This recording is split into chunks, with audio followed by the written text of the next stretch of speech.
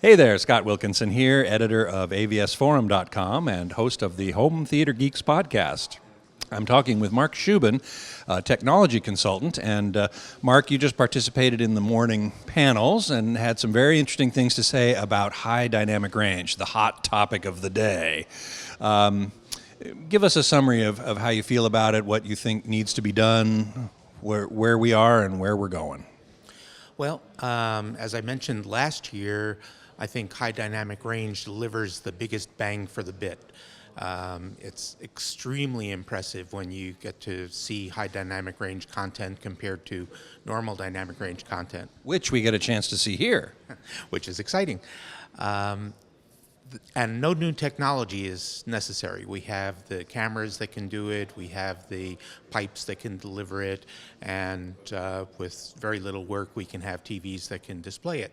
The problem is that we need to have a standard for everything from the camera through the post-production process, through the distribution process, and the emission process, getting it to the home, whether it's going to be on physical media or streaming or digital broadcast or cable or satellite. And then we have the problem of different TVs having different capabilities, both at the high end, how much brightness they can do, and at the low end, how much reflection of room light they will provide, which cuts into the contrast ratio. And then we also have the problem that different people watch television under different conditions.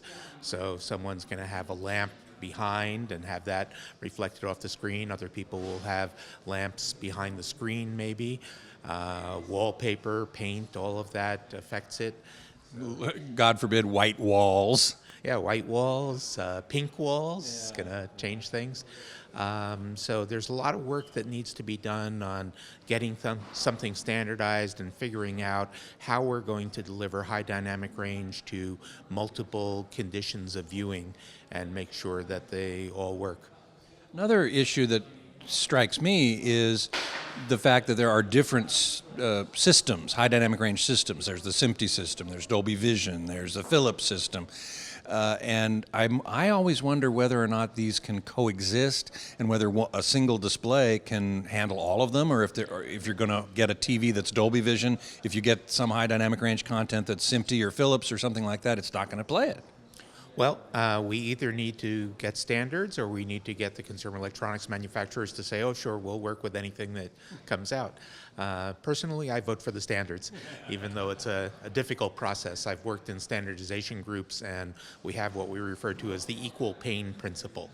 So if someone has the world's best system, the group won't vote for that because everybody wants to suffer a little. So they'll modify it a little bit so the person with the world's best system needs to retool just like everybody else needs to retool. The equal pain principle, I like that. Okay, anything else you'd like to add? Where do you see us in 1 year, 5 years? In 1 year, I don't think we're going to see much progress. In 5 years, I think we'll have some standardization. And then there's another issue that I brought up this morning, which is power consumption.